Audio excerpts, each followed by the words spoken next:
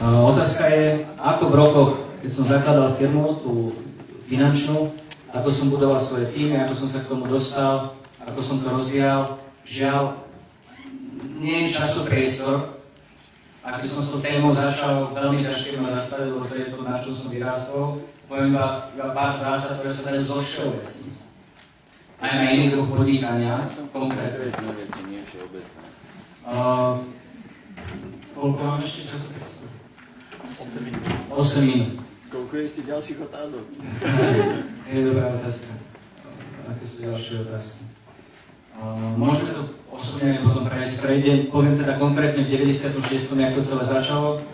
V roku 1992 som bol pozvaný do Prahy, kde to bola to obdobie hľadania, prestali mi fungovať iné biznisy. Prestalo fungovať nosenie svetrov, lebo všetci nosili svetre.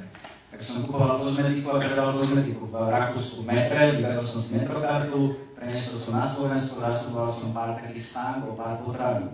Ale nič veľké, nič prevratné. Až v 92. som išiel po ulici, stretol kamarátura, poď do Prahy, veľká nemecká firma, kde robí nejaký biznis do Československa, to bolo ešte Československo. Takže niekto to nazve náhoda, ja to nazývam hľadal som a preto mi bola daná príležitosť. Tak som išiel do Prahy, sedím tam, predo mnou taký borec v červenom saku, skrátim to, hovorím, ty budeš bohatý, úspešný, ja som to uveril. Takže taký bol začiatok. Našťastie. Ale ono to je ľudia podstatné. Ja viem, že pre veľa ľudí je to ťažko uchopiteľné, že by to mohlo byť tak jednoduché. Len väčšina ľudí si neverí. Väčšina ľudí neverí na svoj úspech, preto ho nikdy nezažije.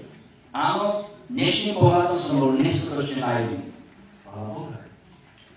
Borec povedal, hurá, do tej budúcnosti, taká služba tu nie je, taká profesia tu nie je, naučíme ťa podnikať, dáme ti know-how a keď budeš šikovný, môžeš zarábať 100 000 za mesiac. Wow, 100 000 korún za mesiac, to zarábala moja mama za celý rok. A hovorím si tak, to je asi nadchný. Došiel som domov a hovorím, máme hurá, budem bohatý, úspešný, lebo sem prichádza nový obor, ja sa to naučím, študujem ekonómiu, to je blízke k tomu. Mama mi povedala, vydali si dáme pozor.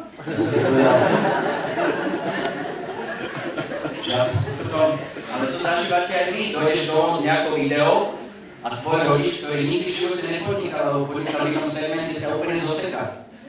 A potom mi celý život, ďalších 10 rokov mi hovorila stále, Peter, kedy si nájdeš normálnu prácu? Ja som hovoril, mama, ale nechcem normálnu prácu, ja fakt nechcem žiť, ako žijú normálni ľudia. Chcem mať Ferrari, chcem jazdiť po svete, chcem mať super lifestyle, jak to vidím. Pamätáte si seriál Beverly Hills 90210? Bolo úžasné ten rozdiel medzi mnou a mojimi spolužiakmi. Moji spolužiaci sedeli doma a pozerali Beverly Hills 90210 a ja som si povedal, idem si zarobiť na tie auta, ktoré sú v tom filme. Oni o nich snívali a ja som niečo preto robil. Čiže ten zásadný rozdiel aj pri začiatku v 96. bolo menej kecať a viacej robiť. A teda som robil 12 až 14 hodín denne. 5 rokov v kuse.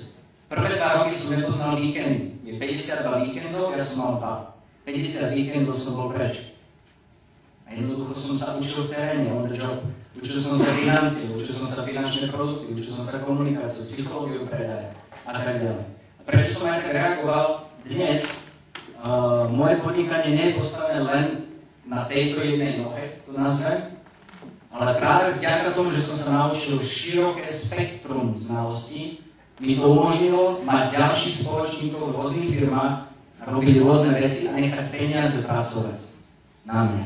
Takže ten začiatok bol, áno, dobrá myšlienka, nadčasová, nikto v danom čase ju nepoznal, veľmi málo ľudí a potom kombinácia dvoch vecí, veľmi tvrdá práca, až zbytočne tvrdá a hľadanie znalostí a učenie sa.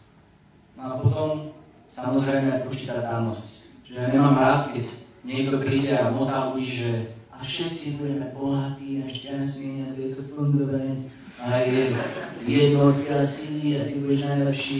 To sú blbosti absolútne. To neexistuje, že každý z vás bude milionár. Ľudia, fakt nie. Každý z nás môže byť bohatší, ale nie rovnako bohatý. To by matematicky nesedelo. No v rámci celého ekonomického systému. Čiže ten, kto tvrdí, každý z nás môže byť o kúsok lepší, ako bol včera. A to môže platiť celý život. Každý deň sa môžeš o milimeter posunúť bližšie k tvojmu vysnívanému životu. A Ale tu v sále nesedia Gatesovia, nesedia tu ďalší krocovia, nesedia tu všetci tí výnimoční ľudia, ktorí sú štatisticky totálne UFO. To sa dá len čítať, že wow, milý Gates, že ti vesmír šupol taký mozog do veľkých, gratulujem. Ale ísť raz čítať jeho kniža, ja vynájem taký Microsoft, teraz chodíš aj a hovoríš, že ja budem druhý Google, Pali, ty ma obľúbuješ, lebo máš kryštálku si postavil a slúchátko máš v uchu.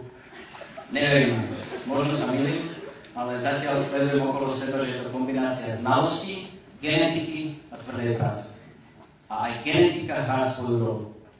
Môžeš absolvovať presne tú istú moju cestu a je veľmi málo pravdepodobné, že získaš to, čo som získal. Že sa naučíš to, čo som sa naučil. Lebo máš svoje videnie sveta. Budú ťa baviť iné veci, ktoré mňa nebavili.